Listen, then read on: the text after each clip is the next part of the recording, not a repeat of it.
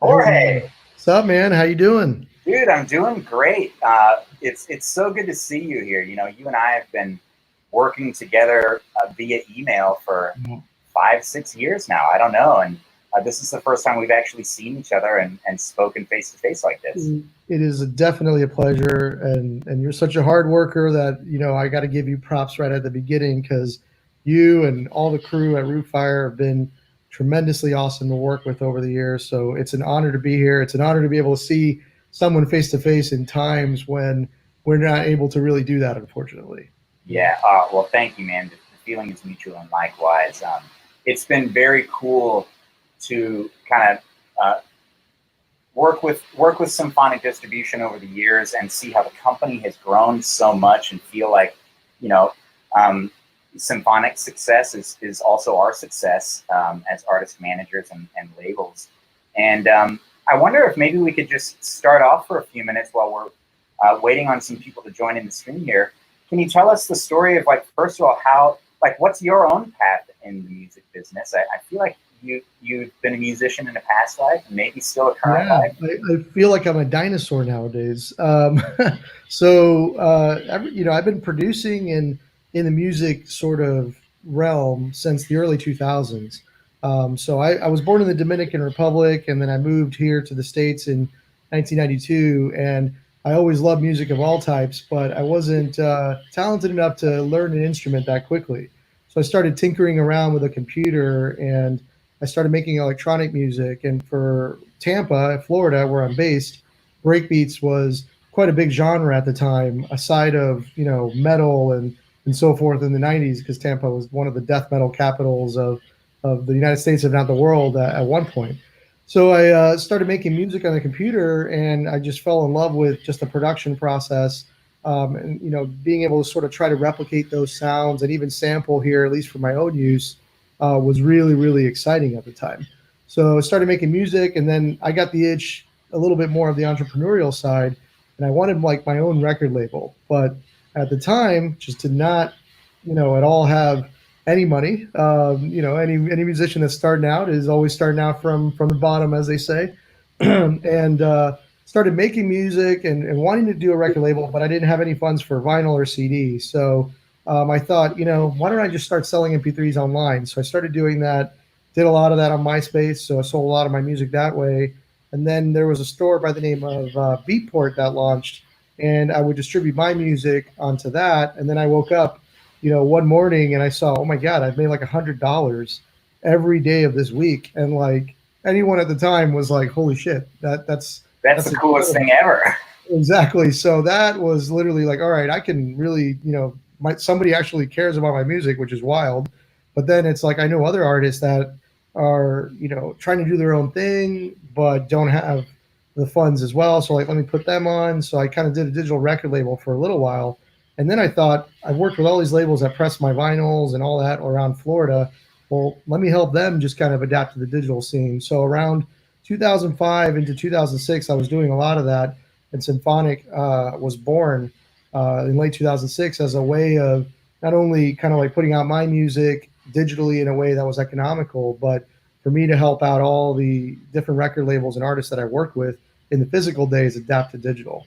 And kind of the rest, as they say, is history. Over the years, we've definitely grown and evolved. We've learned and we've gotten better because of clients like Rootfire and all the different styles of folks that we work with, just sort of learning together and in a way building the business together, which has been one of the most thrilling things as well. Like not only do we have our own internal staff members, but to know that our clients really help shape and mold what it is that we do is everything. So we always like to give credit to the clients first, the team second, because we're not here without the great musicians and art forms that we get to be a part of every single day. Yeah, man. So much of what you're saying resonates resonates a lot because you're describing building something out of necessity. Like you recognize. So when Symphonic first started, were you only distributing to Beatport, or right when you started, were you also pushing the other DSPs too? Yeah, so it was definitely Beatport first because that was kind of like my background was a lot of the electronic stuff. So that was pretty much the only outlet that we could really rely on at the time. We started working with a few other niche DSPs like Juno, which we still work with today. But we always wanted then Apple or iTunes at the time, which was their main focus. So we were constantly just trying to get in there, and it took us having to build a catalog and having to build a lot of relationships on the electronic side, so that way we could actually bring something to Apple at that time that they didn't have. And it was a different industry then because it was more about trying to connect with so many outlets and really establish yourself as a distributor with as many connections as possible, which is different from today where it's more about marketing, developing, and providing tools that can help labels like accounting or things of that nature.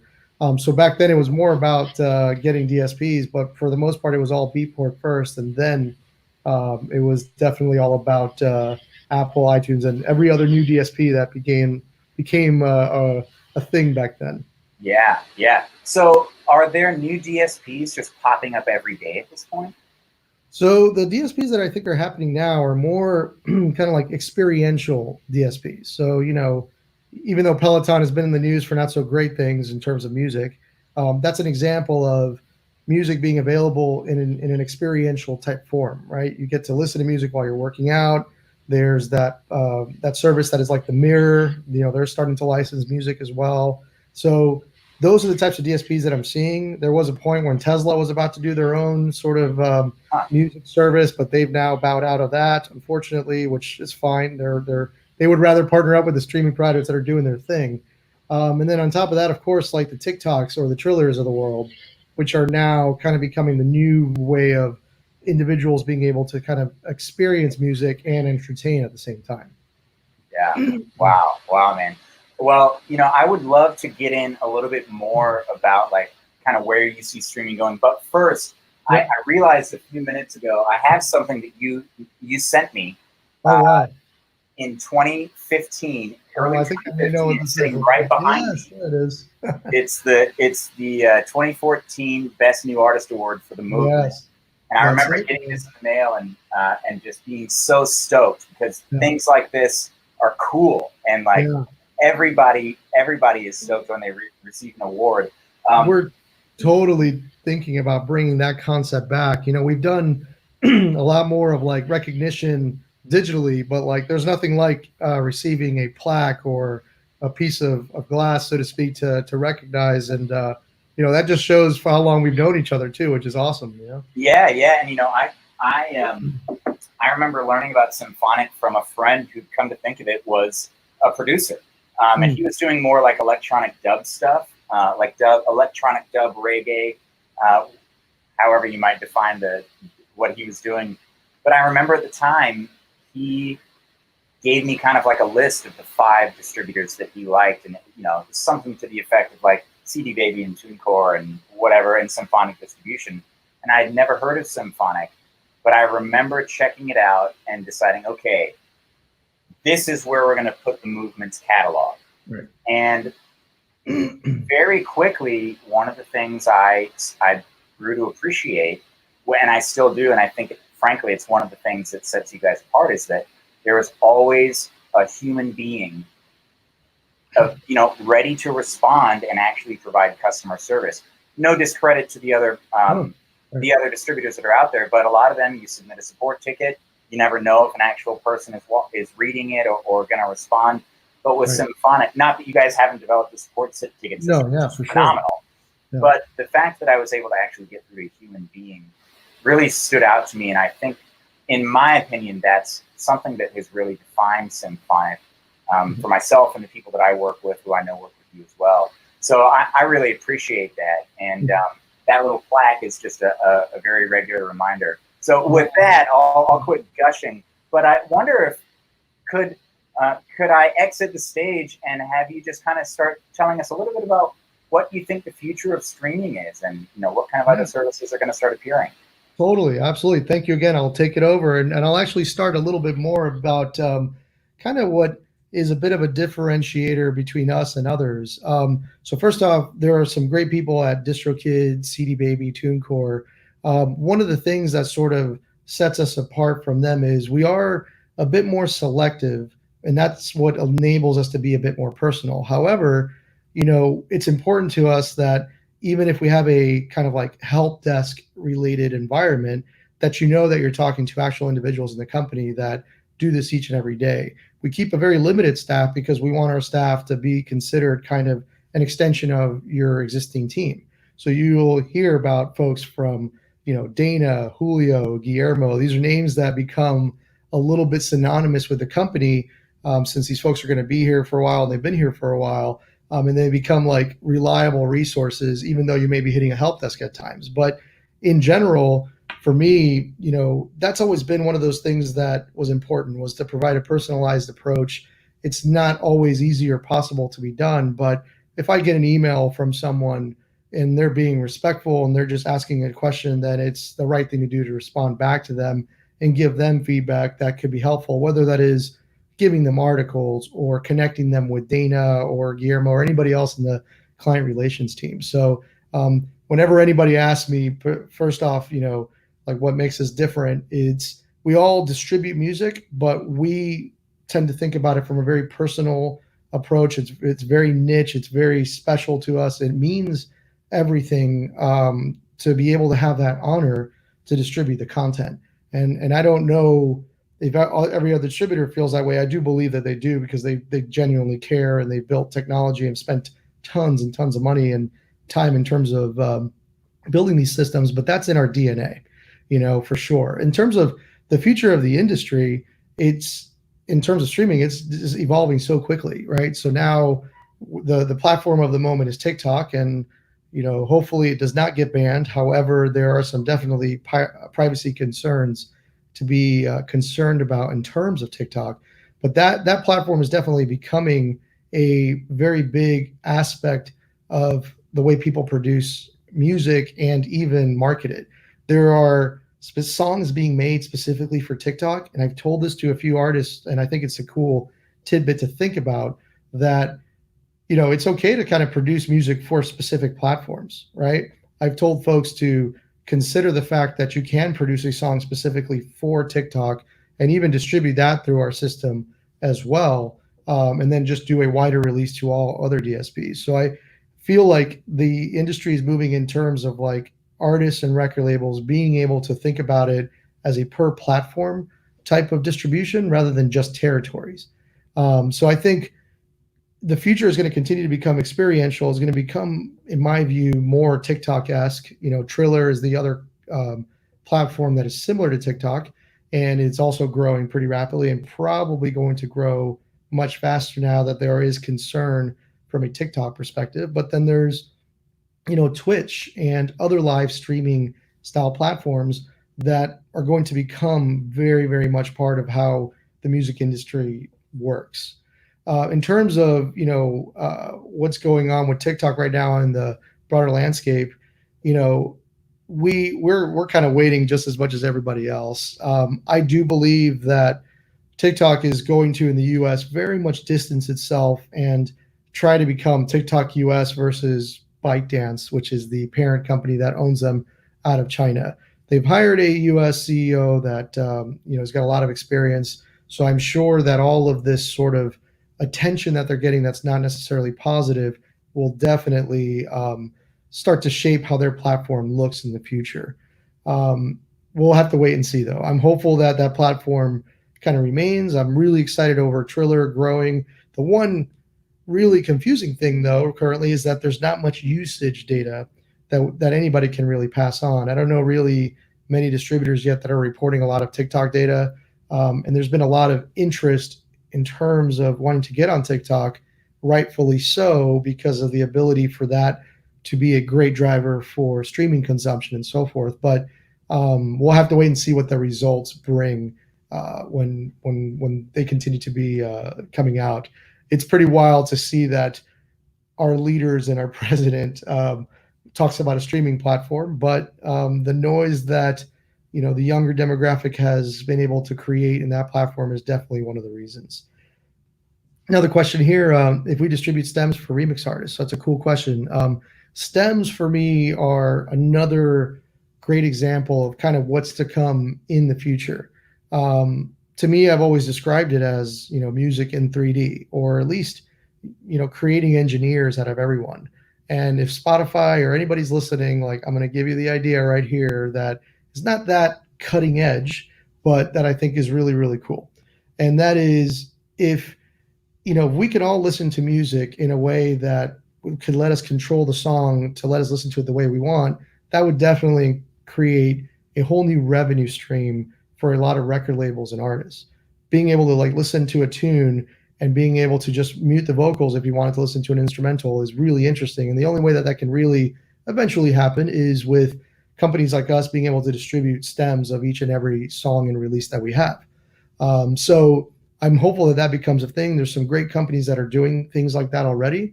We work primarily with Native Instruments currently in terms of adapting their format. So when you go to our system, you submit a release. If you have content that works for the DJ platforms, primarily the electronic side like Beatport, Juno, and TrackSource, you can actually submit a Native Instruments stems file that gets tagged to your product.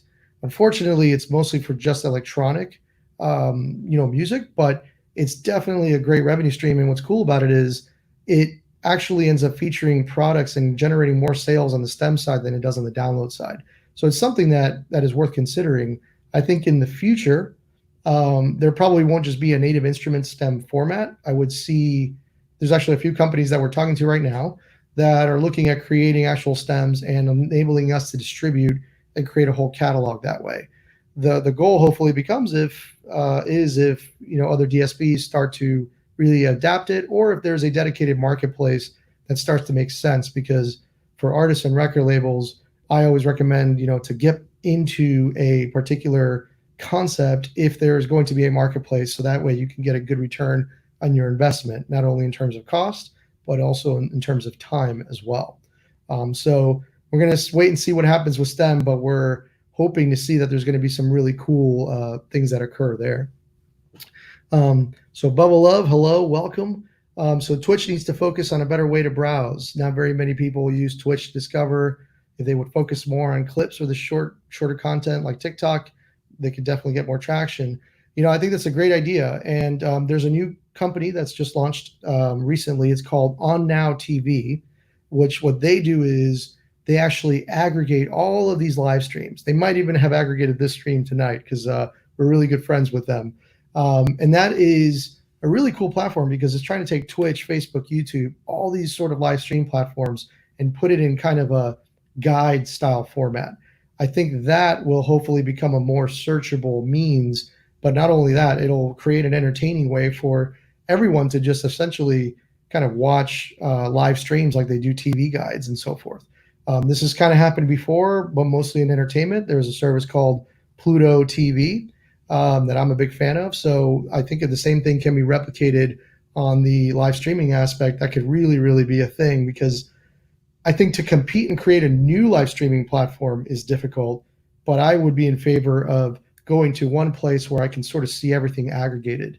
I've also said that about streaming platforms in general. Everyone may have that interest or want and need or capability of saying, I want to create my own streaming provider. The thing about it is it's very complicated. It's very costly. It's a technology hurdle, licensing. It's millions and millions of dollars to be able to do that the right way. Something that's not always easy. And to now compete with such a big marketplace like Spotify, Apple, etc., it's quite difficult. So I would love to see a platform of sorts that can actually aggregate all of that to really help discover, music, because the discovery aspect on these platforms is getting to be a bit more difficult. We all have our opinions on curated playlists and third-party playlists in terms of like the styles of them. And for me personally, I like to listen to music in terms of Release Radar and Discover because it's very tailored to my needs. So in order for me to discover artists, I have to always go to blogs or different websites to just kind of get familiarized. So I think it'd be cool to see a curated style platform similar to the one that I mentioned with On Now TV that hopefully helps Bubba here potentially search through live streams as well. But we'll see what happens with Twitch. And for anybody that's wondering in terms of Twitch being like a partner of sorts, so there's been some news lately about DMCA notifications affecting live streams and taking content down. So Audible Magic is the company that sort of powers Twitch from a fingerprinting perspective. It depends on the distributor that you're with and the policy that they have set forth with Audible Magic. So for us, like we let Audible Magic allow content to be shared. In certain cases where we want it to be taken down, or an artist or record label wishes to have something be flagged on Twitch or any other platform, then they're really, really great folks there that we can just message and say, this UPC or this release, flag that one to be taken down. And that is what's actually been affecting Twitch's streams from a DMCA perspective. We're going to see what happens in the future in terms of what products that they release. I have a feeling that in the future, they may have more like rights-oriented sort of tools similar to like YouTube. But at least right now, it's an Audible Magic thing. And we're working also with a cool company that if you guys want to check out, it's called Pretzel.rocks. And they are aiming at trying to create a monetized sort of version of Twitch, but not necessarily like its own platform or its own Twitch, just for streamers to be able to have an audio player that is actually going to generate royalties and have everything properly tracked. It's really, really cool. I'm spilling the beans on it before anybody else hears it. That's like a Rootfire exclusive, but it's just such a cool concept and company that it's too difficult to not be excited about it. So we'll see how that evolves. For me, a question here about how I discover music most often.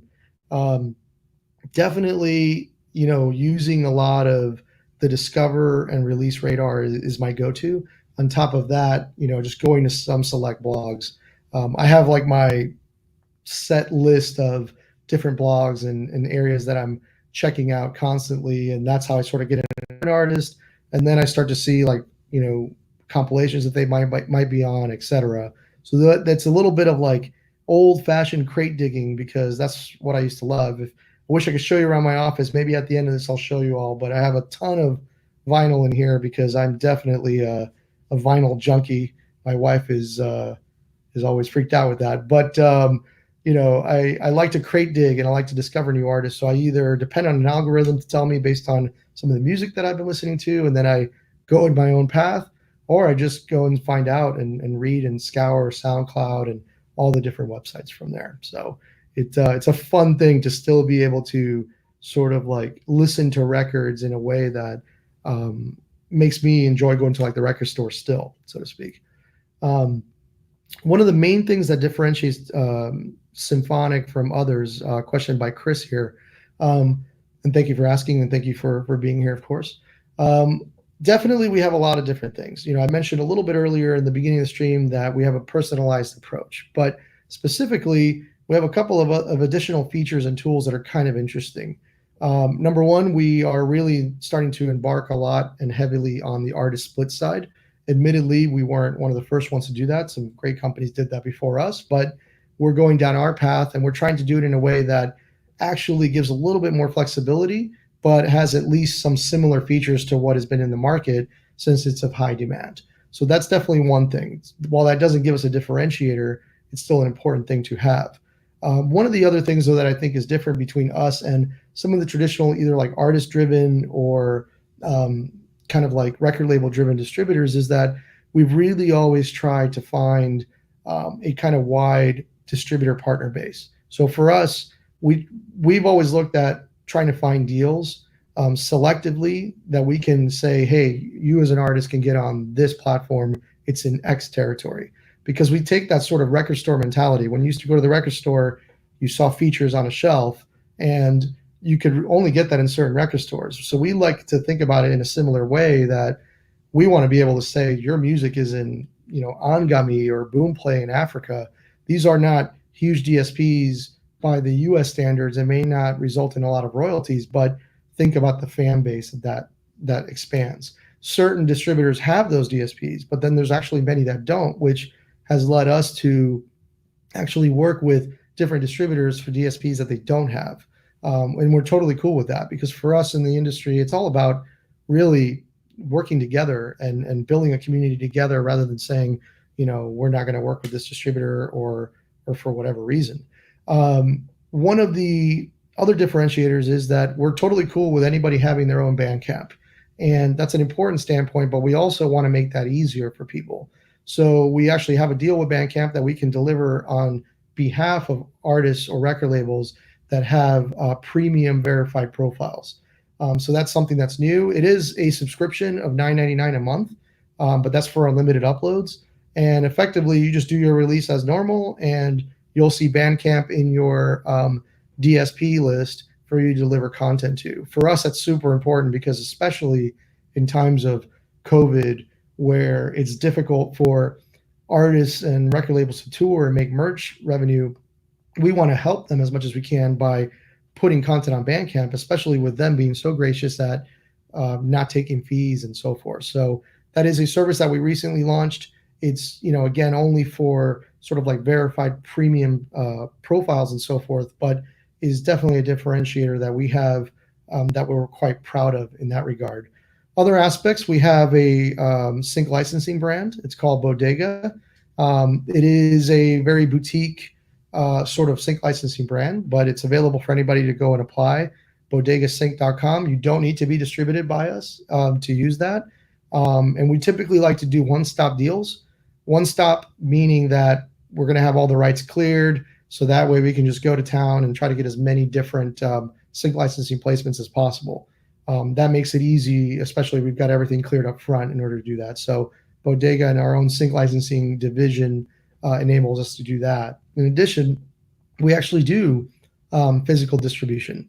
It's quite challenging, but that also is a newer offering that we've added this year. Unfortunately, it's been a bit more difficult because of COVID, but we've got some awesome, experienced individuals that run that aspect of the business. So even if anybody has any questions on that, I welcome questions after this to my personal email at Jorge, Jorge, @simdistro.com, or even to our client relations, which is support@simdistro.com. If you want to know more about what we're doing in physical, or even speak to some of our reps there, I always caution that if you're going to get into physical, make sure it's a good investment, because it is a risk that you may be taking on if you are pressing your own units and then just having us distribute it. The types of distribution that we've done is pretty low in quantity because we don't, it's difficult to forecast in certain aspects for indie artists from a physical standpoint. So we use that as a very selective aspect of service. Physical is usually tied in with the digital. It's very difficult to kind of spin that off, but it is a offering that I just like to make people be aware of. And then on top of that, personally, one of the coolest things that actually, this is kind of nerdy, but I actually really like our knowledge base. I think all distributors have great knowledge bases as well, but I'm a bit biased here, of course. I tend to really like what we've done on the knowledge base. I've written a lot of those articles as well as my team and so forth. And we've tried to make that a resource that's not only just kind of like you understanding how things work with us, but also like some good industry knowledge that you can get out as well. So our knowledge base is at symphonic.help, and just search a question or just browse around. You can learn a lot. It may create further questions, but we have everything from, distribution questions, sync, publishing, even tax questions.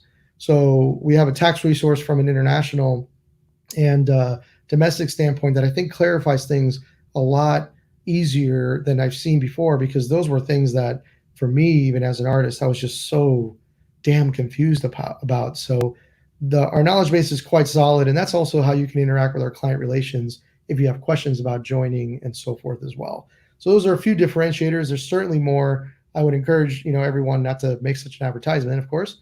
Check out our website. Go to simdistro.com. There's a slew of different services, some a la carte, some included for percentage. We're very flexible and open-minded. One of the final biggest differentiators, I don't think this is so different from the DistroKids and the CD Babies of the world, but you have a choice of which DSPs you want to be distributed to. So with us, if you have a direct deal with Vport, we're not going to touch that. You can choose to have us distribute it, or you can just manage it yourself, and we'll take care of the rest. That's been something that has been a philosophy for me in the beginning, because many record labels and artists had their direct deals with the DSPs that they worked with in the beginning of this company, and A, it was difficult to get them to move away from that, but B, if they're in deals, then we should respect and honor that. So our system does allow that flexibility as well from a differentiating standpoint. So a question here, does the majority of artist revenue come from any one particular DSP, or does it depend on the artist and style? Great question. So the I love all DSPs, but what is always on the minds of many artists and record labels is Apple iTunes, and then Spotify, and then beyond that, the YouTubes and sort of the titles, Deezers. There's always a few in the conversation, right? I think a lot of the artist revenue will come from a select group. I would say, Apple, Spotify, YouTube. But what's cool about it is if that you're based in a particular territory, we've seen some great examples where some artists in those territories where those DSPs are from actually become, the top partners for those DSPs. For example, we're partnered with a company called United Media Agency, and they help us out with sort of like rights management. So they help us with whenever we load content in, they scan the Russian version of Facebook, which is called vContact or VK. That generates a lot of protection, but also revenue for the artist, because they also take that content and put it on one of Russia's biggest streaming platforms that they power, called Boom. And we've seen a lot of consistent revenue there. They run a great ship. It's Russia as a territory, I don't think gets enough sort of like looks, because I believe that it's moving in the right direction in terms of monetizing and trying to protect assets. We all have, various opinions about Russia and everything in the world of the political world, but from a DSP perspective, United Media Agency is quite interesting in that regard. And what we see from there is a lot of artists that, are from that region and actually do really well. So I think even though the majority of the industry is with a few DSPs, there are those stories that if you're regional and there is a DSP in your region, you can do really, really well there also. Artists and styles, or styles in general, I think has always evolved. I think in the early 2010s up until 2014, electronic music was huge. Now that's kind of been a bit more kind of underground, but still steady. Latin music absolutely exploded, still continues its thing, but now you're seeing certain other genres kind of grow. Hip hop's always been steady, but hip hop's been interesting because major artists can really, really do well. There's always so many great indie artists, but unfortunately it's difficult to break through that. And some hip hop becomes sort of a couple of hits, and then it becomes difficult to continue that over time, except for some cases. I'm not the expert in hip hop. We have other experts in the company of it as well. I'm more of an electronic and other genres, so to speak. But I think right now hip hop is definitely dominating. Latin is also there, and then of course, the genres that Rootfire specialize in, and all those artists have been continuously, steady and doing great. So I love that, because that's the type of music that is just so fun to listen to, and it just helps you escape from a day-to-day perspective. So quick question here about Google. So Google Play just became YouTube Music.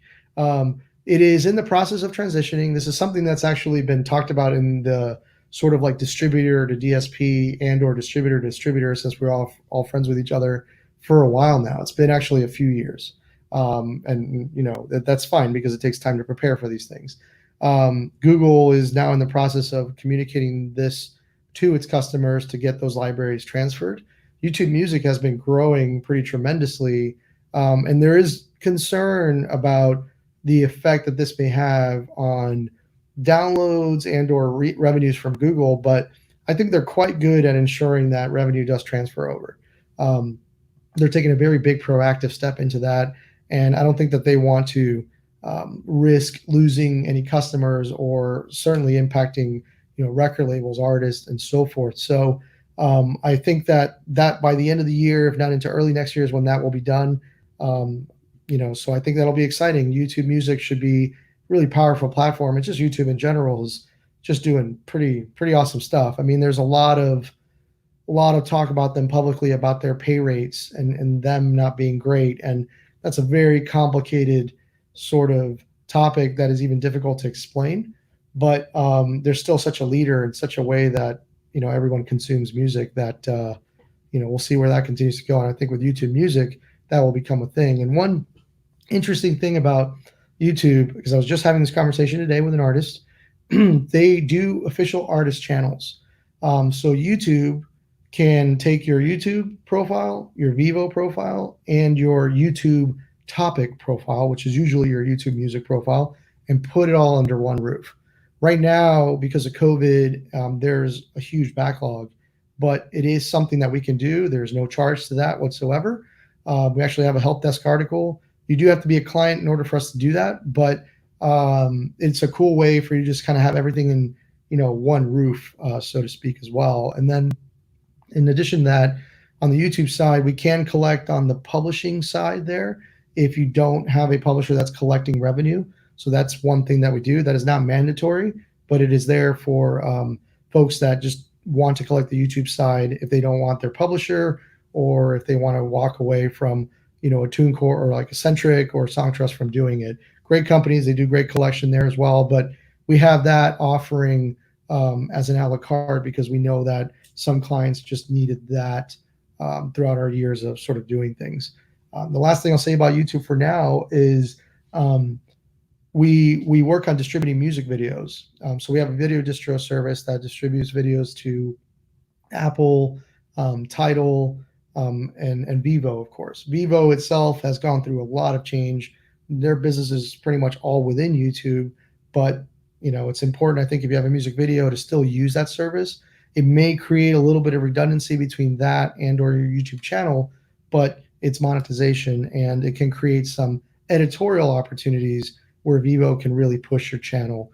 And with the fact that YouTube can combine all that into an official artist channel, really, really makes that become a useful thing for sure.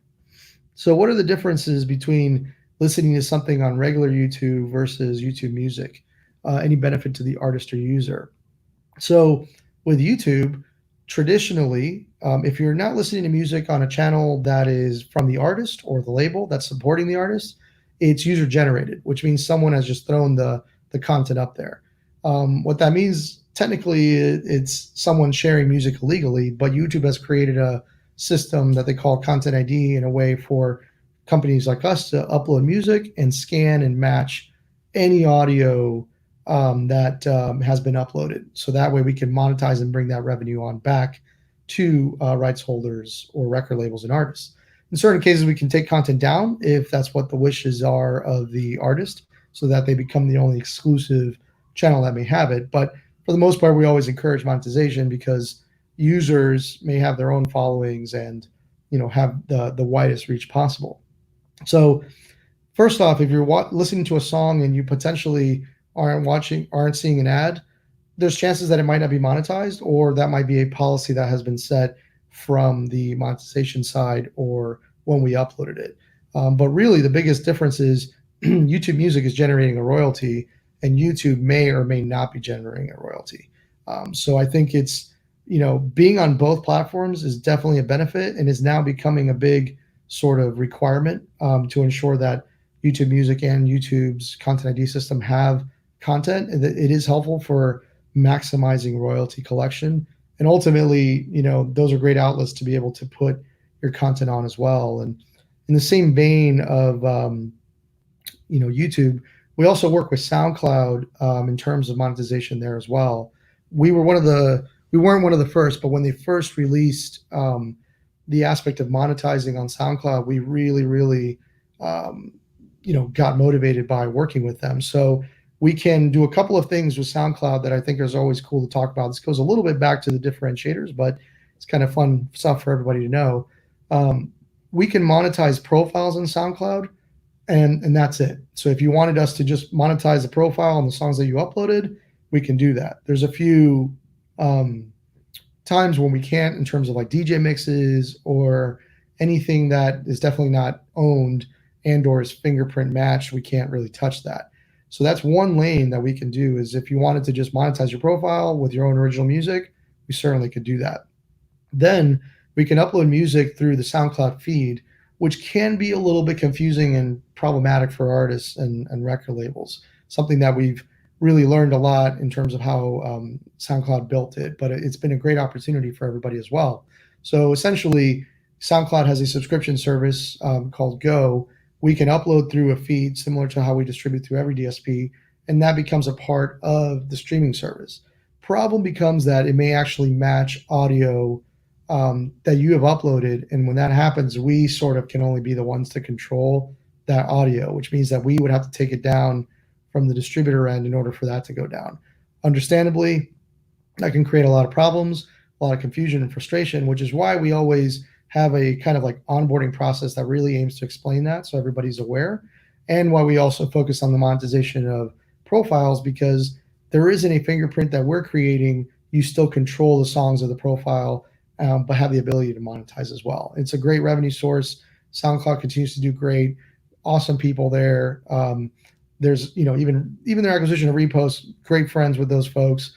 They're a competitor, but absolutely love them, and they've done a tremendous job at sort of rescuing SoundCloud from where it was, which was a scary time. But we're happy that they're doing better. So let's see here. Good question. So how has COVID impacted the kind of work you're doing day to day? So one particular thing that you see artists focusing on right now in the absence of touring. So totally, I've answered this not only in interviews, but even to artists that have wondered. When COVID hit, we have like a day in mind, or a day that we remember, because we really could see this in our data. When I've asked around to other distributors, they kind of have the similar time frame as well. On March 16th, the industry kind of took a really big dip on that day. Everything kind of just slowed down. And when you really think about what happened around that time was, Italy was really being affected, Spain and other European countries were as well. So a lot of our music, whether it's electronic or even Latin, is consumed heavily there, even reggae and roots and so forth. So we noticed that, and we could really pinpoint, okay, quarantine is really affecting the day-to-day lives of people, because they're not in subways, they're not walking to work, they're panicky, they're scared, it's understandable, and or maybe they're making economical changes to plan for the worst. So we did see a dip in that time period, but we started to see kind of a gradual rise. As the US kind of went through quarantine, we didn't really notice a dip there. We sort of saw consumption kind of be steady. We started to see levels go back to what they were around January now, which is great. We are still very conservative and cautious, and I've told this to all artists and record labels that are planning, big projects. It's important to still be aware that the situation of COVID can get worse. So plan and think a little bit about that for the long term, because you never know. Something terrible could happen. Hopefully, it does not, and we could see other dips as well. And you don't want your promotions or any sort of PR that you're spending on to be affected by it. So plan carefully. That doesn't mean to not do things, but it's just have that in the back of your mind. And I certainly do as a business owner, and we try to do our best. We've had to make some changes which were tough, because every business has to go through them, but the good thing is we're still here. We're working on continuing to be strong. We've got some great folks that have been absolutely working hard, and it's been great. So that's one thing from a streaming consumption perspective.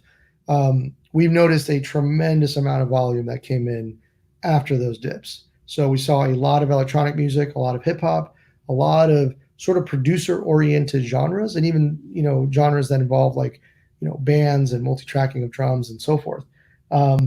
That because people had the time to be able to create content. So we noticed almost double the amount of content for 2 straight months that we normally would do in a month, which was insane. I mean, our client relations deserves a lot of props for getting content out and screening it. And I'll touch a little bit on metadata in a minute, because I think it's an important topic for everybody as well. But a lot of content came in, and I think that's resulting in some later gains, because we also saw content being scheduled out for July, August, September, when things started to get back to normal. Unfortunately, touring is still being affected by this. So the biggest thing that we all saw, I think, is live streaming and just shows and so forth being created. Excuse me. Water break. Excuse me. Perfect. This is what you want on a live broadcast, right? So live streaming definitely became something that a lot of artists turn to. I think, hopefully that panned out in terms of artists making revenue. I'm curious in the future of seeing reports if the live streams and people communicating their Venmos and so forth resulted in revenues, and hopefully it did. But that was definitely an area that we saw.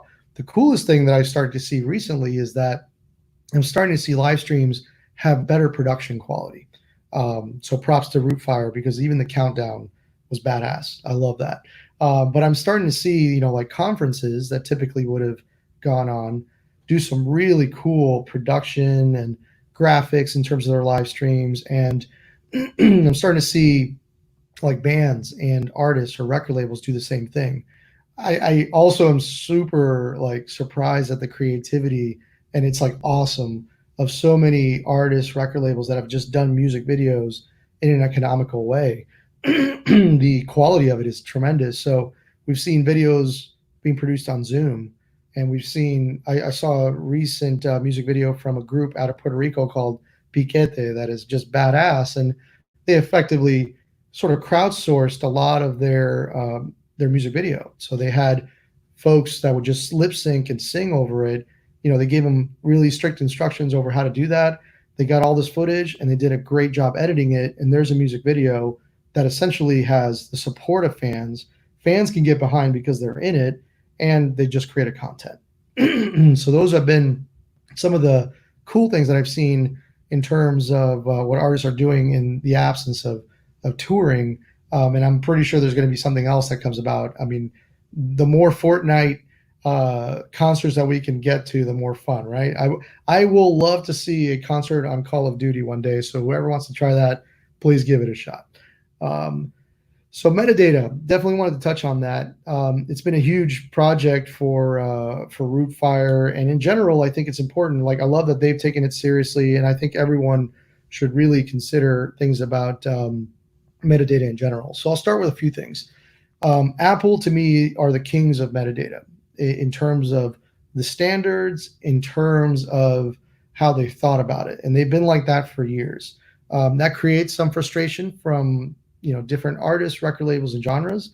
It poses challenges to us from a company perspective, but the importance of it is really, really great. And what they've wanted to do is build these standards so that the future of technology and future devices can just sort of feed this metadata.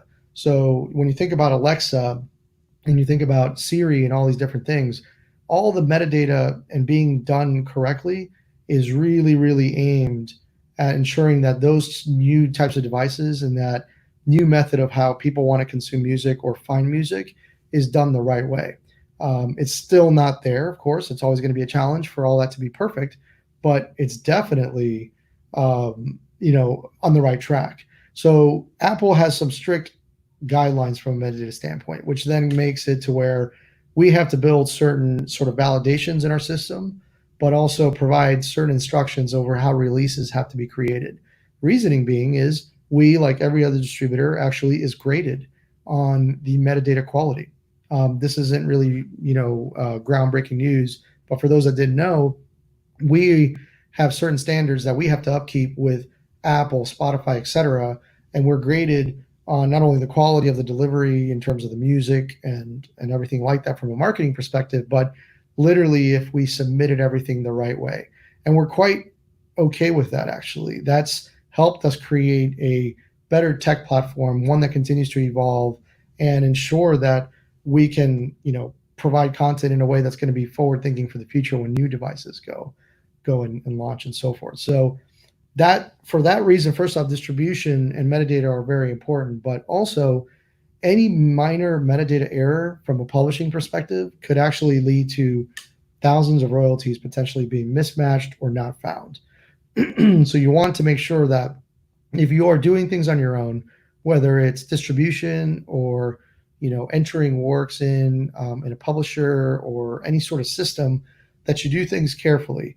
It's a lot easier to do fixes on the distribution end than it is on the sort of like rights collection, like publishing end, and certainly a lot easier to do it on the neighboring rights side, which is a very complicated aspect of the industry. So you want to make sure that your metadata is as organized as humanly possible. Make sure that your artist names are properly spelled. Make sure that you've got your ISRCs and UPCs noted and so forth. And this is going to get a little bit nerdy, but this is really, to me, like the cool stuff about it is, a UPC and an ISRC for a release becomes really like the true fingerprint, so to speak, of the metadata of that release. If you ever want to move your catalogs from DistroKid to Symphonic or TuneCore to Symphonic, we actually have some helpful instructions on how to do that, and our system actually makes that really easy. But the reason is we care very much over the fact that streams and playlist placements remain active. So the only way that that really happens is a couple ways. If you wanted to transfer your catalog right now, you need to ensure that you have your the same ISRCs and the audio file that effectively matches what you originally uploaded through the previous distributor.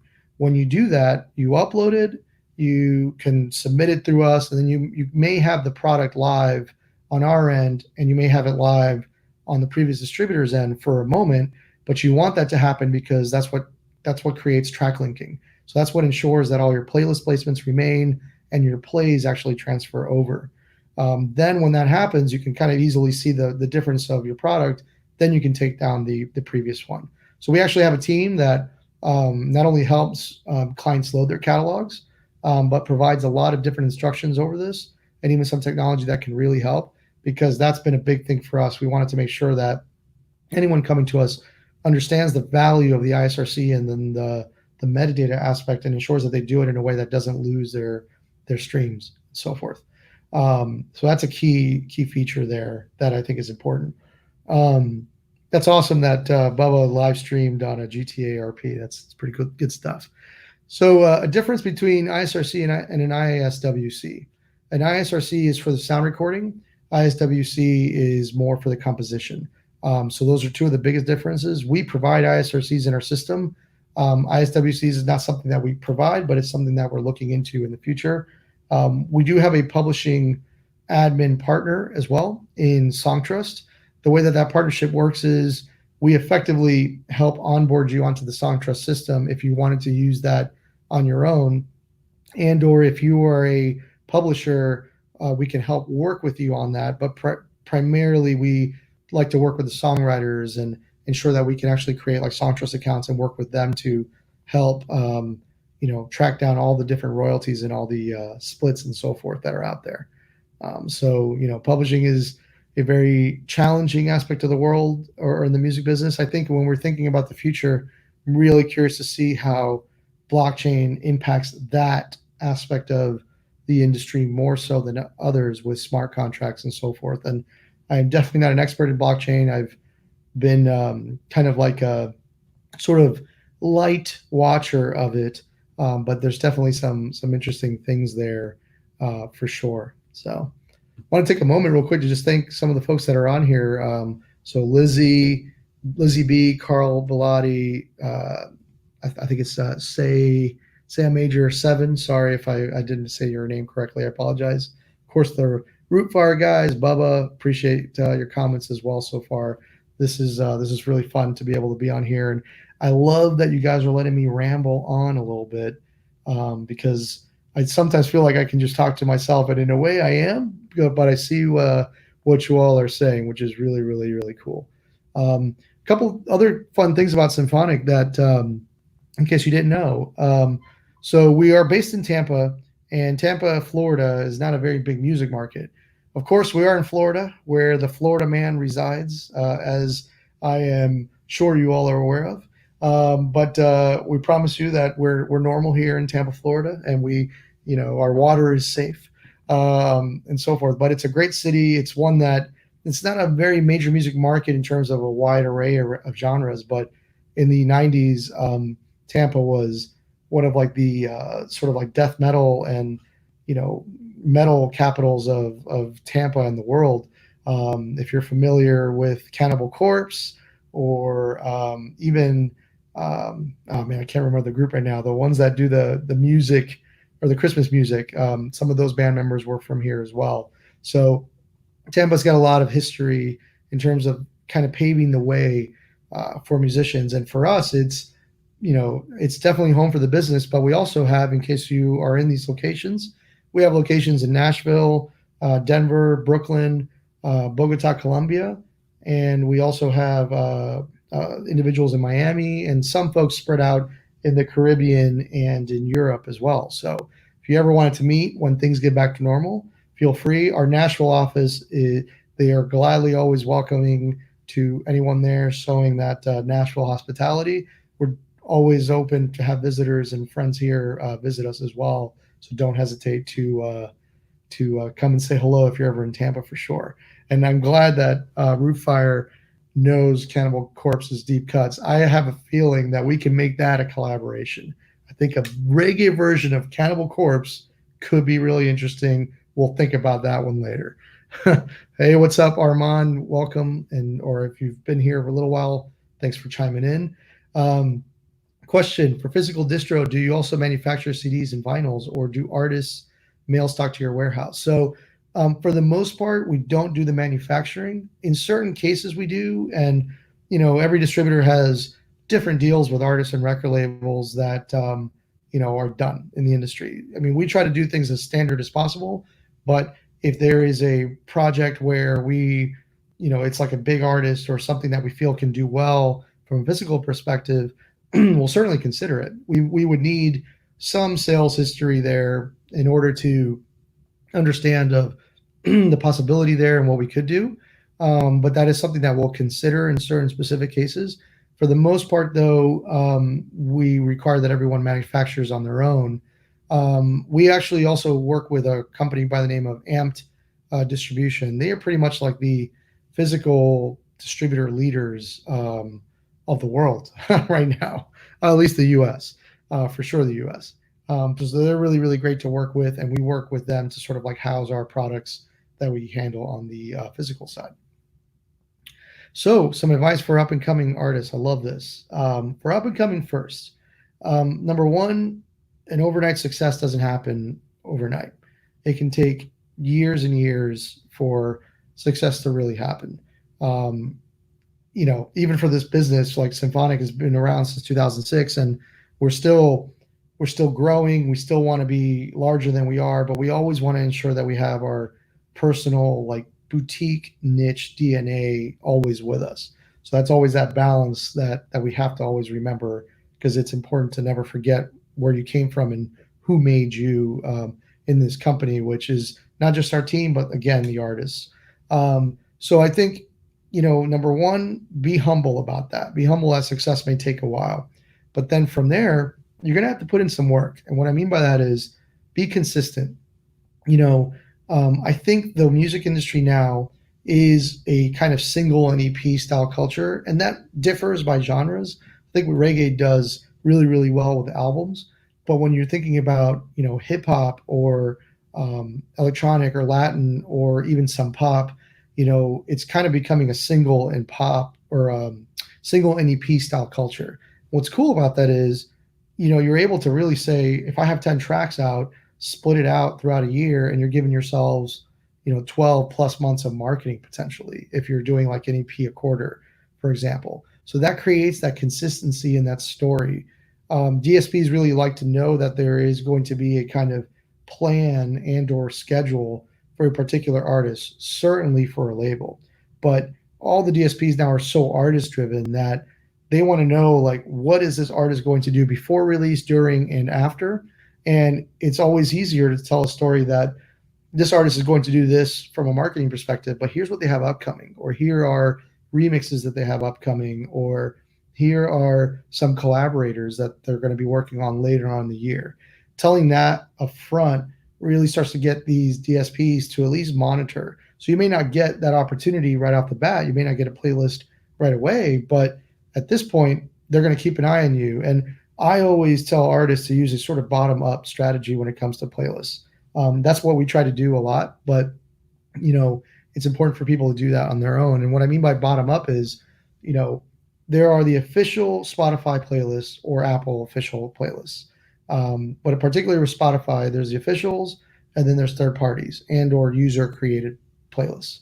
Focus the best possible attention that you can on those third parties, as well as pitching within Spotify for Artists if you're doing it on your own, in addition to working with a distributor. If you're talking with those third parties and building relationships with them, that hopefully starts to result in a few placements that will start to get the editorial's attention. Doing that EP or single over and over and over, and again, building the relationships, not being hounding, is helpful.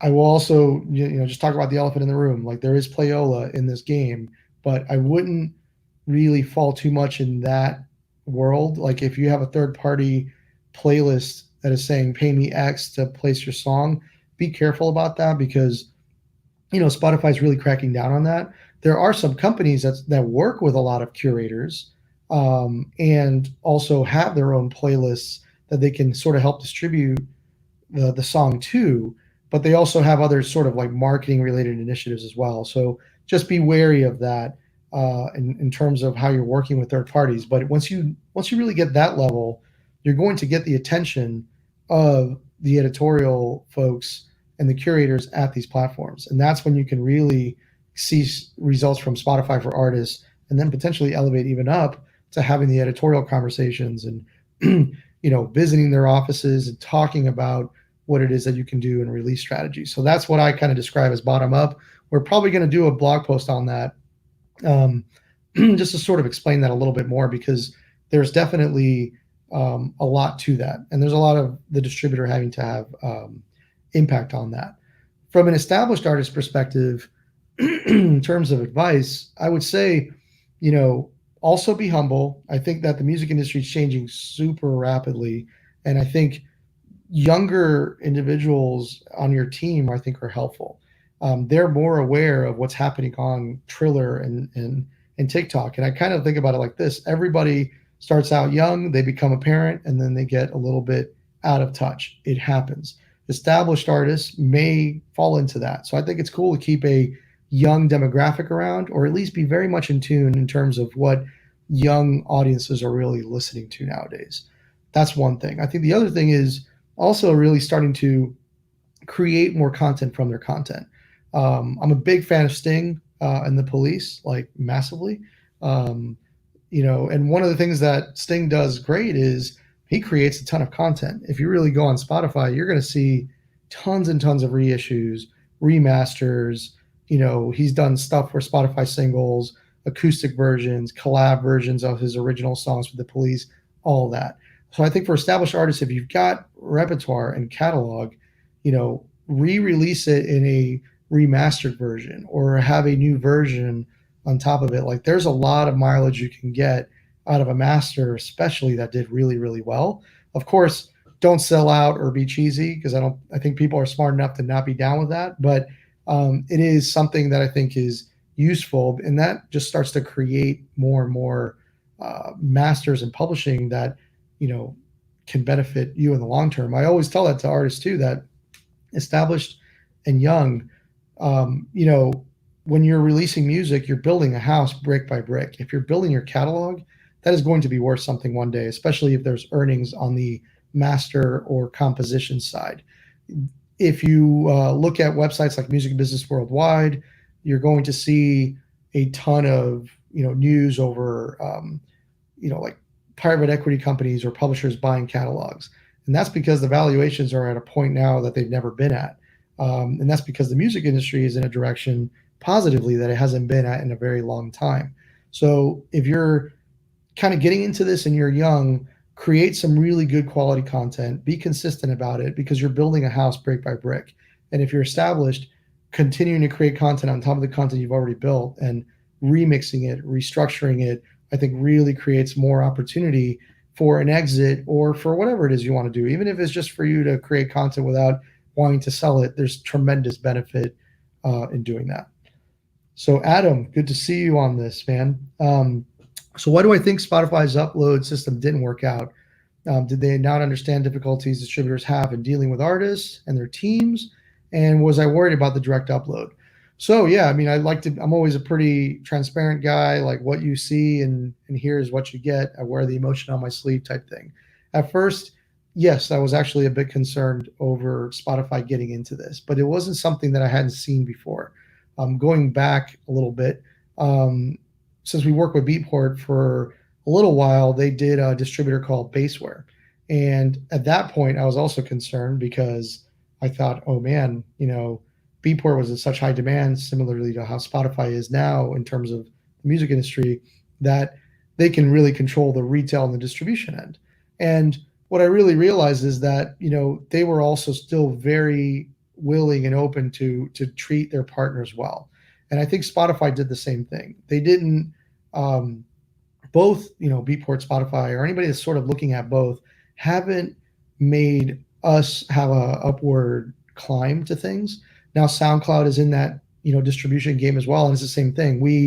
These partners are creating new revenue streams, and it's understandable as a business. You want to make master recording revenues from a streaming perspective, and really, if you've got a huge user base, you can really turn that on and do well. But I've been very happy and pleased at the fact that any company that's sort of retail and consumer driven that gets into our space still respects what the rights holders have done in order to do it. I've seen a few examples of that not happening. I can't name names, unfortunately, because I don't want to get in trouble. But I've seen that also not be positive as well, which is unfortunate. But at first, my general feeling is that I thought it was well how they handled when they got into that.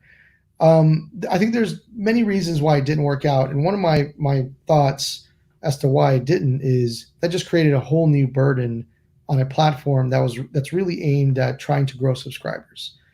Spotify is really, it's a Netflix for music, and especially now with their interest and growth in the podcast sector, that's what they should be focused on. It's creating more subscribers that can pay to help them become profitable and fill up the royalty pool so that the overall industry can grow.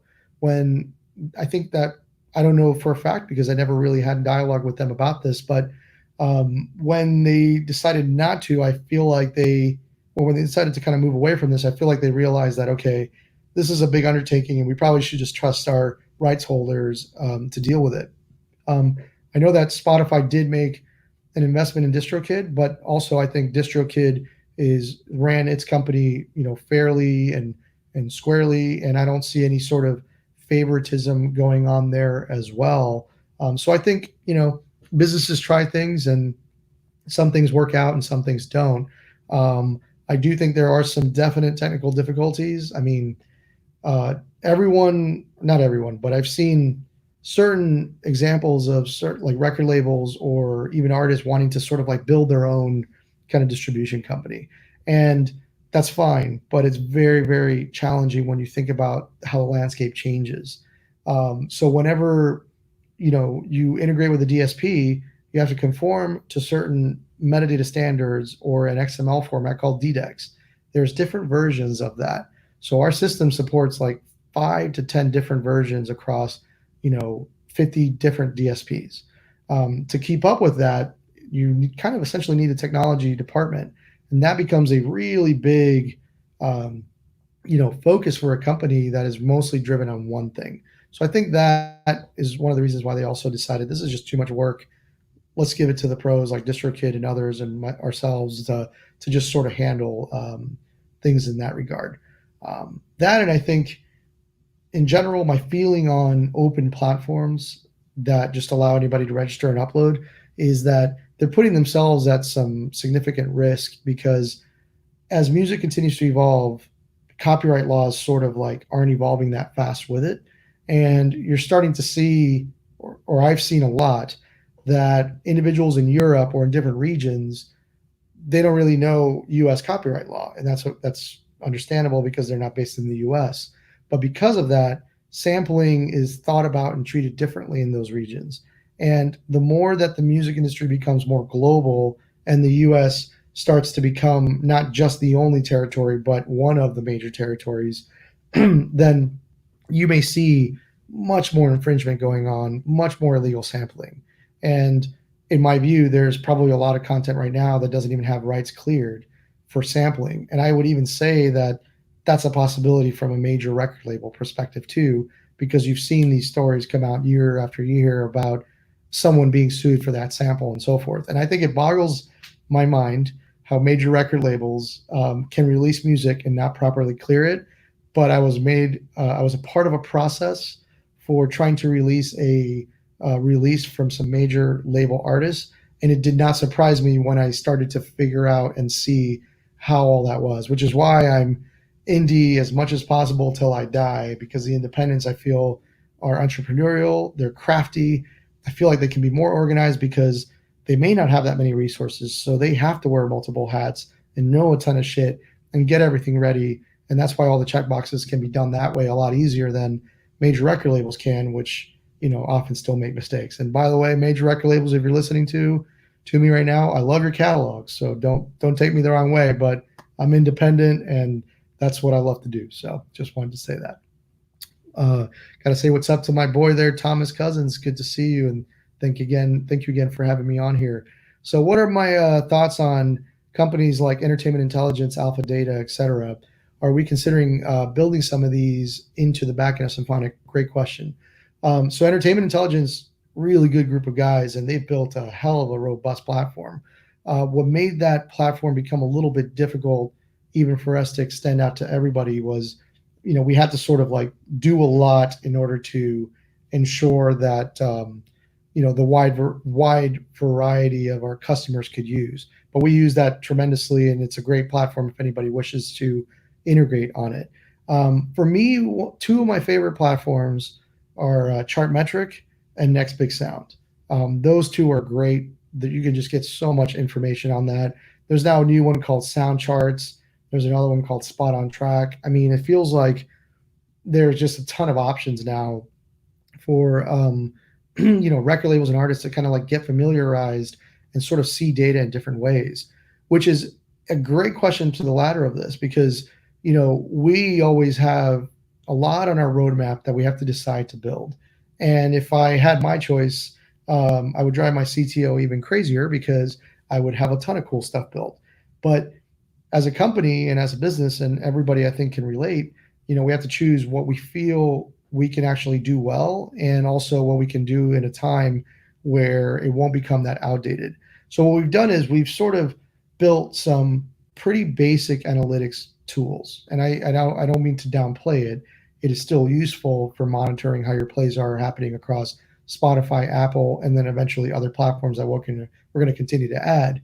But there's now so many advanced tools, and also the platforms directly like Spotify for Artists, Amazon, Apple, that we've taken an approach of we're going to build and we're going to recommend, because we want people to know that even though they may have to log into various platforms, there's a lot of transparency that's being given now from the DSPs, more so than ever in the history of this music business, which is really, really cool when you think about it.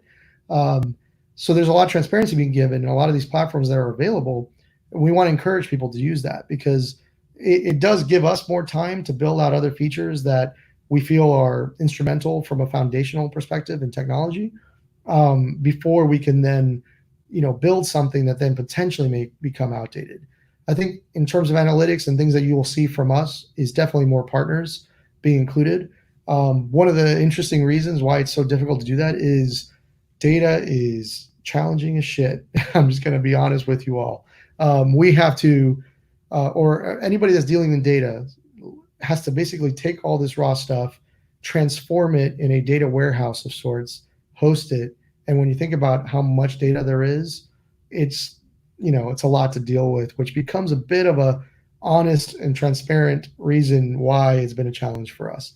And it is for many distributors. And for those that have done it and continue to do it, more power to you. I mean, they all face the same challenges that we do, because data feeds break down similar to like how servers break down and then deliveries get stalled, which is why we always recommend lead time. We can get music up within 24 hours or so, but we always recommend as much lead time as possible to avoid anything that's happening in the process. Even DSPs today, major ones, had some delivery errors, and unfortunately then it becomes a reasoning for us to like not get product out there. So we have to kind of always be on the spot in terms of that. And the same thing happens on the data side.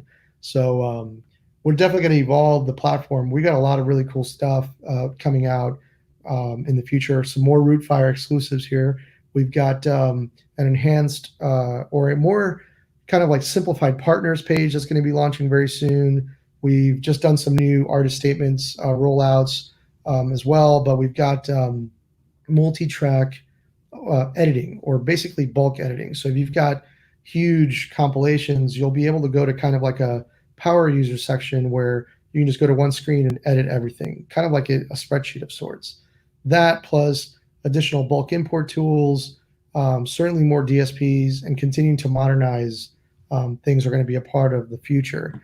One interesting tidbit that we've been telling everybody across our client base and in just general as a best practice, your distributor now should really be focused on intaking artist URLs from Apple and Spotify. So for many years, kind of before like Apple and Spotify, it if you had the artist name Dr. Dre and there was another Dr. Dre, you had to differentiate that by maybe calling your artist Dr. Dre parentheses USA. That was kind of like a policy that we had for many years, and what even DSPs encouraged. DSPs finally got really smart about this when they noticed that the industry was going into a very artist-driven standpoint, and they created Dr. Dre and Dr. Dre. So you could see that they're two different artists. So what has happened is that if you are an artist named Dr. Dre and you're putting out a song and you're a third Dr. Dre, if you don't designate that it's either a new profile or it's one of those two, then your content may go on any random Dr. Dre profile that Spotify can match automatically. So we've been really starting to emphasize the collection of Apple artist IDs and Spotify artist IDs, something that we're going to actually have more as a part of the process, because we've sort of built this a little bit in a way that it's kind of on one section. But we want that to be an important thing so that no releases kind of like fall on different artist IDs. It's really hard to know that, unfortunately, until release day, and no one wants to be scrambling that day for any situation. So I always encourage everyone to ensure that you enter in your proper IDs. Quick water break there. Excuse me. All right. Hopefully you've enjoyed my rambling here tonight. This is actually quite fun. So we're gonna go all night. I'm just kidding. Poor Reed and Thomas over there will kill me if we go until 2 a.m. or something like that. I will say that I've got probably about another 13 minutes or so, but if I got more questions, I can definitely keep this going a little bit more. I want to make sure that I give as much time to the Rootfire crew. Those guys are fam. To me, not only have they always released great music, but they've just been on point, and they've helped us become a better company. So I can't thank them enough for the many years of just working together and their support. It means a tremendous amount to me. I love that they're doing this happy hour club. I've just been drinking water here because after this is when I may have a couple of beers at the house, of course. I wanted to make sure I was nice, sober, and focused to ensure that I can answer questions here. But again, I can't praise these guys enough. They've been tremendous here as well. So curious, definitely open for any other questions, any feedback. I'm pretty open book when it comes to things, actually. Good question here. So does Native Instruments actually create the stems from full master tracks, or do you need to upload the individual stems yourself? So with Native Instruments, they actually release kind of like a stem creator. So you basically load the software. You can only do a maximum of 4 stems. So you render your track effectively by like drums, bass, synth, and or other, or like vocals or something like that. And then you load those 4 audio files into this stem creator. And then at that point, you can just click generate, and then you end up getting a stem file that then you can distribute. The stem format is .stem.mp4. It works for Tractor primarily. So, you can use that as a great tool for being able to DJ and sort of like mute sounds, which is why for me, I've always looked at stems and even that format as like, man, this would be so cool to be able to hear this for other genres. And I do see a future where that's going to be happening. And when that happens, you can put money on it that Symphonic's going to be involved in that, because I really believe that that can create a heck of a new revenue stream. And if you think about it, DSPs potentially, that that would be something I would pay more for if I could actually tweak the song live as I'm hearing it and sort of control it in a way that I wanted to hear it. I think is pretty worth it, right up there with high audio quality streaming. And if you want a kind of like live example of this, when things get back to normal in Nashville, the Johnny Cash Museum, I don't know if they still have this tool, but you can listen to some of his catalog and literally just mute certain pieces of it.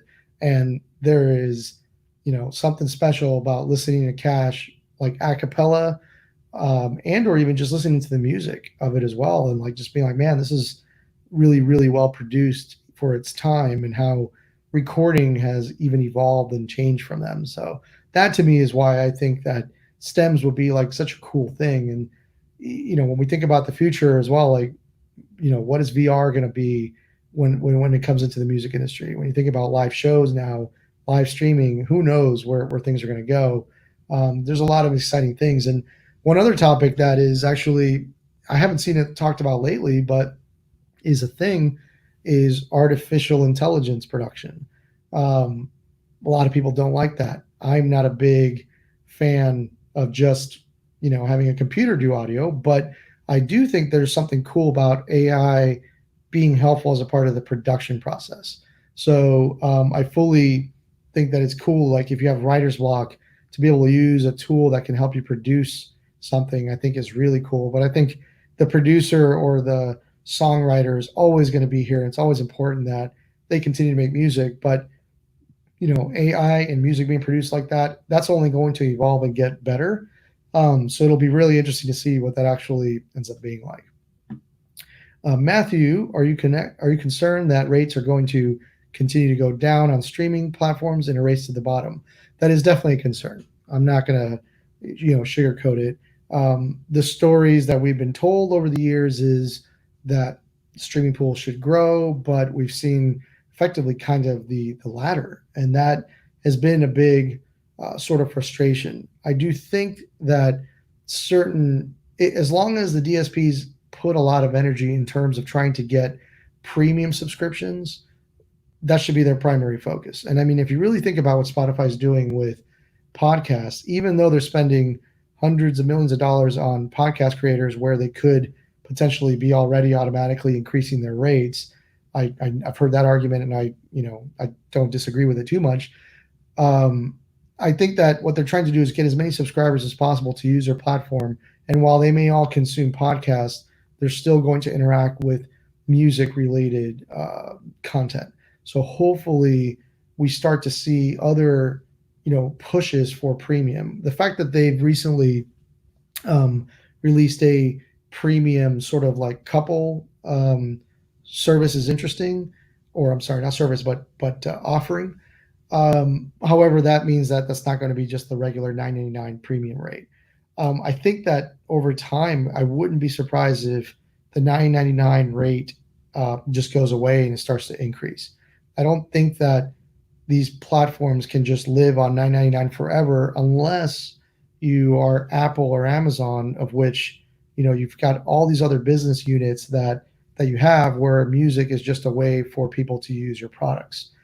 That's always been, one of the things that concerns certain people about Spotify, being that they're not really connected to a giant like an Apple or Facebook or Amazon and so forth. But, they've done a great job, and they're certainly growing in terms of their stock price and in general. So I'm hopeful that we start to see some shifts in the next few years. With the Music Modernization Act, a lot may impact that, hopefully for the positive. So we'll continue to be observant and watchful, but I always try to be as optimistic as possible. And the other thing that I would say is, territory-based streaming is likely to be something that continues to grow. And what I mean by that is, I think, one platform can't be huge and successful everywhere. It's got to be, you may have Spotify. Spotify's about to launch in Russia very soon. They just announced that, but they might not be the number one platform in Russia. Yandex might be that, or Boom might be that for a long while. It takes a while for these platforms to really break through in territories that that they're not familiar with, and it's important as a business that you do kind of your research and understanding of how the culture and territories work at the end of the day. So wouldn't be surprised if Angami, JioSaavn, obviously Tencent and NetEase continue to do their thing in their respective territories of, India, China, Africa, etc. While Spotify continues to sort of take a long while to grow there. So the Music Monetization Act, in terms of how it's changed the way Symphonic works. So we are learning as much as we can of it. We're getting tighter with the Mechanical Licensing Collective. They're still doing a lot of groundwork to really get things organized. So for us, it really hasn't changed much of how we've worked. The impact hasn't really been felt for us, and I think songwriters will really feel it before we do. But what we're going to do more work in is being able to understand this better. And I think that's going to happen a lot with the fine folks at the Mechanical Licensing Collective, folks at the RIAA, who we're all in talks with about how we can sort of better educate songwriters and or creators in that space for sure. So Matthew asked, why are the rates way higher in the UK than in the US? I don't have an actual, unfortunately, good answer for you for that one. That's something that I'll look at. To me, I think it's just the pricing of things for sure. I mean, if I'm thinking about this from a purely kind of elementary high level, the pricing of Spotify in the UK might be £9.99, which equals to about $11 or $12, give or take, here in the US. So that may definitely impact certain rates over there. But beyond that, I would actually have to kind of come back on that. I'll definitely use that as a great takeaway, because I've never really been asked that specific question. For us, what we always look at is really just the overall consumption, but we want to start to get more granular in terms of, what plans are generating the most plays. What would be really cool is if we could actually get some sort of interaction with subscribers in those different plans, to be able to sort of interact with them. But that's probably a pipe dream and a wish. But it would be nice and interesting to see if we as rights holders could be a part of the process of helping people convert to more higher paying plans. That I think would help everyone, and we could all be effectively foot soldiers for the platforms if there was ways of doing that. But we'll see what happens. So that was a good question. I like that. Cool. So maybe we'll do one more question, because I like to ramble, and then we'll call it a night. It's 8:28 here in the Eastern time zone. I've talked a little bit today. I've actually earlier today I did a company update. We always do a monthly company update with all of our staff, and always digitally, to let them know of all the different services that we have coming up. And one cool thing that I can tell everybody here is we have soft launched a new sort of sub brand that we call Symphonic for Production. And what that is meaning to be is, it's kind of like effectively for us to work with beat makers. If you make music that if you're like a hip hop producer and you put your beats up on YouTube, people can take it, download it, and then redistribute it. So you, as a producer trying to promote your beats, effectively you've kind of just given your copyright away without really knowing it. So we wanted to go ahead and create a service that could help monetize that, but also help scan YouTube and so forth if any of those beats are being illegally used by third parties. So that's one element. But the really cool piece of it is we're launching a sort of like sample pack and production store. So it's currently up right now, symphonicforproduction.shop. We've got a ton of sample packs and more to come really soon. It's not subscription based, it is per pack. And one of the differentiators that we're looking at is certainly being able to work with exclusive artists that we're really, really tight with to have packs that you can't find on Splice or sounds.com, both of which are great platforms that if you make music, using Splice, Sounds, anything that allows you the ability to have all these sounds at your fingertips are definitely useful tools. So the production aspect is definitely one that's always been important, not only for my background, but we've wanted to be a part of sort of like the beginning process. Traditionally, we've always worked with artists and record labels when the recording is done. So now we get a chance to sort of help be a part of that during the creative process and help say, here's a sample pack and so forth. Other cool thing is maybe we'll see some cool remix competitions. We'll wait and see what happens there. In terms of my playlist, man, I've got a great question by Vocab there. I've got a very diverse playlist. I've got a ton of Rootfire stuff in there, and that's not a shameless plug, but I love their stuff. So, movement, stick figure, everything. Like I've got pretty much everything that comes out because I want to support, but also I just enjoy the content. Beyond that, I listen to a lot of chill out music, certainly some ambient stuff. We have a client by the name of Amon Tobin who just does tremendously beautiful music. I'm a big fan of Robot Koch, sorry. And then, of course, the classics like Radiohead, a lot of the electronic stuff that I grew up with that got me going into the industry. 80s stuff, a lot of Latin stuff from the Dominican Republic where I was born.